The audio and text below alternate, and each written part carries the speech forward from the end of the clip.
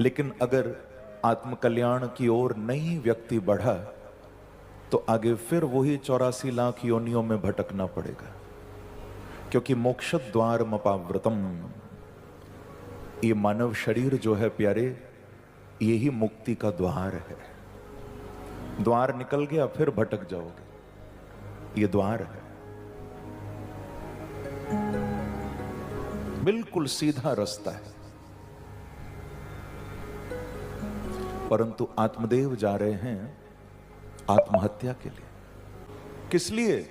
कि बेटा नहीं हुआ, देखो, और मरने जा रहे हैं। एक संत वन में बैठे, कथा बड़ी अद्भुत है। जब उन्होंने देखा कि ये कोई ब्राह्मण रोता हुआ जा रहा है तो आवाज लगाई और कहा कि कथम रोदिषि विप्रत्वं काते चिंता बलियसि वद त्वं सत्वरं मह्यम स्वस्य दुःखस्य कारणम्। आवाज लगाकर कहा, अरे ब्राह्मण, कथम रोदिषि, कथम रोदिषि, क्यों रोता है, क्यों रोता है? काते चिंता बलियसि, ऐसी कौन सी चिंता सता रही है तुझे? आजा मेरे पास, मुझे बता। वद त्वं सत्वरम मह्यम स्वस्य दुःखस्य कारणम, अपना दुख का कारण मुझे विस्तार से बता, क्या परेशानी?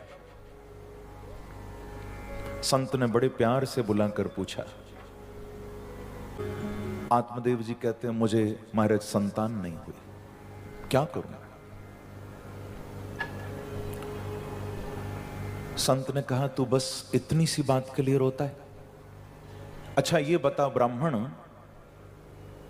तुझे पैसा मिला तू सुखी नहीं, तुझे नाम मिला तू सुखी नहीं, तुझे घर परिवार मिला तू सुखी नहीं, अब मुझे ये बता कि खाली बेटा मिल जाएगा तो क्या सुखी हो जाएगा? आत्मदेव बोला, अरे महाराज बस बेटा मिलने तो दो, फिर मेरे जैसा कौन सुखी? संत ने कहा कि इतनी भूल मत कर, तू वेद पढ़ा हुआ है, तू ज्ञानी है, इतना अपनी बुद्धि खराब मत कर, तूने जो ज्ञान पाया उसका सदुपयोग कर। अरे पागल, अगर बेटा ही सुखी कर देता तो संसार में बेटा बेटी वाले सारे ही सुखी हो जाते फिर तो। हाँ, सुख बेटा बेटी पैसा परिवार नहीं देता। संत कितनी अच्छी बात कह रहे हैं कि भैया ये सुख तो हमारे अंदर से आता है, बाहर से आने वाला सुख टिकता नहीं है। बाहर से आने वाला सुख बड़ी जल्दी दुख में बदल जाता है जब तक वो अंतर हृदय से ना आए। और हमारे संतों ने तो कितना सुंदर कहा कि कोई तन दुखी तो कोई मन दुखी, कोई तन दुखी तो कोई मन दुखी, कोई धन बिन रहत उदास, थोड़े थोड़े सब दुखी पर सुखी राम के दास।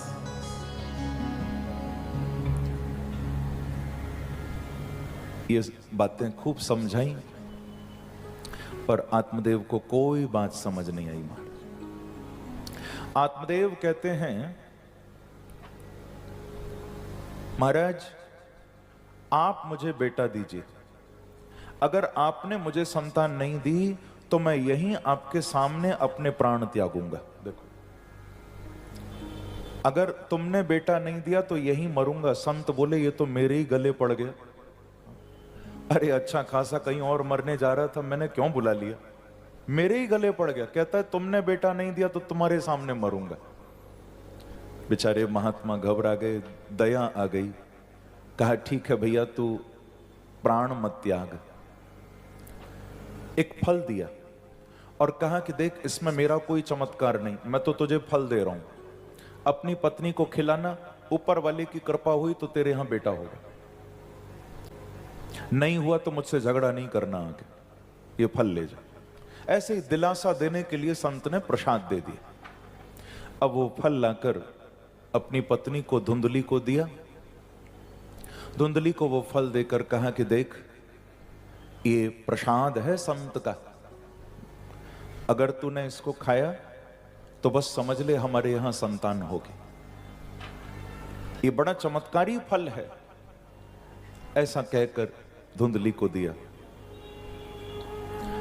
अब आत्मदेव तो चले गए, परंतु भागवत के महात्म्य में लिखा है कि धुंधली ने वो फल नहीं खाया,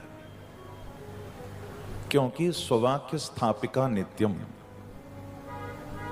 ये जो धुंधली थी ना, ये किसी की सुनने वाली नहीं थी, ये थोड़ा अपनी चलाने वाली थी। प्रेम से कहो श्री राधे।